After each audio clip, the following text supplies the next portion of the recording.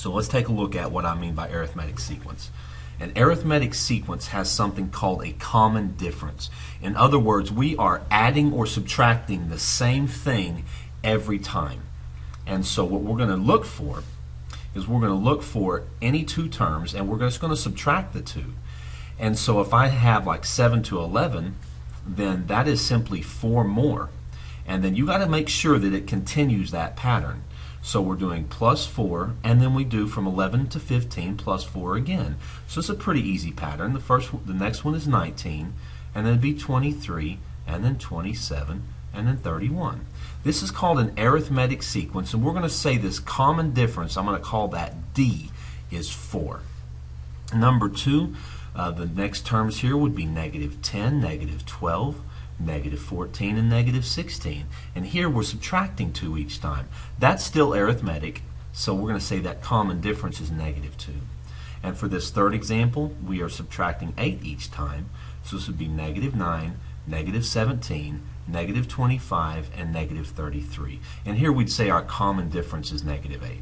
So an arithmetic sequence must have a common difference between any two consecutive terms in your sequence. Now what we're going to do here is we're going to look at the term a sub 1. And the a sub 1 is the very first term that you see. We know that from dealing with sequences the last couple of days. And so if you know the first term and you know the common difference, then you should be able to find the next terms after it. So if the first term is 6 and the common difference is 9, this means we're going to add 9, and add 9. So let's just see what the next terms would be.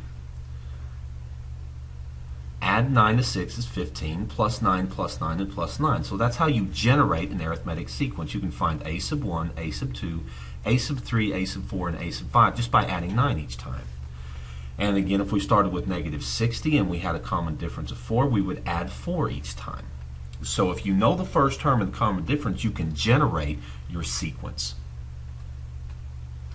Okay, so what we're going to want to do whenever you're writing the equation for the nth term, which is going to be something a little harder, is the first thing you want to do is find a sub 1. After you find the first term, then you want to find your common difference. After you do that, you want to plug in values into this equation right here, and this is the equation you're going to need to use. A sub 1, n, and d, and a sub n. Then we'll distribute the d, simplify by adding terms, and we have an equation to find any value in the sequence. Let's practice this.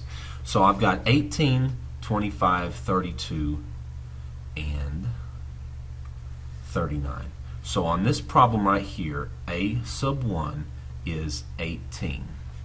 Now what is my d? Well, it's 7 because 18 plus 7 is 25, 25 plus 7 is 32. So my formula is a sub n equals a sub 1 plus, and let's go back and look at that formula. Pull that up there.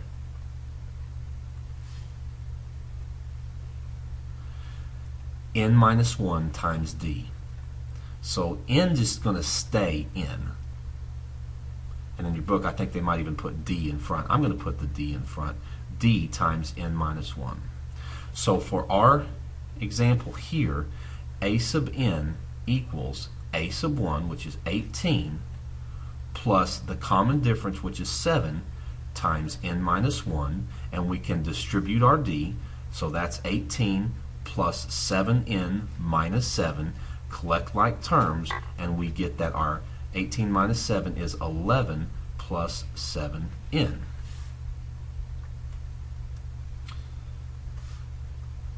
that's what we have there, 7n plus 11. Notice that's written like in mx plus b form. That's the same thing as this. So let's do that again. First thing we want to do is we want to find our a sub 1. So a sub 1 here is negative 14.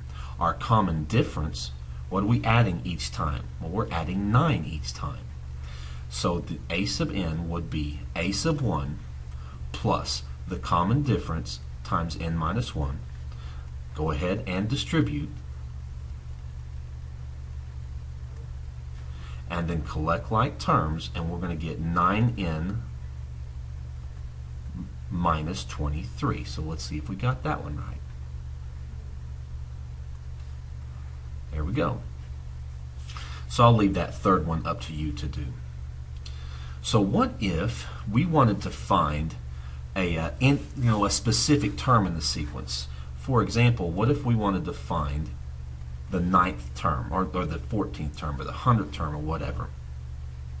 So what you can do is you can write your equation a sub n equals a sub 1 plus d times n minus 1. Go ahead and clean that up into a sub n equals, that's 6n minus 6 plus 4 is 6n minus 2.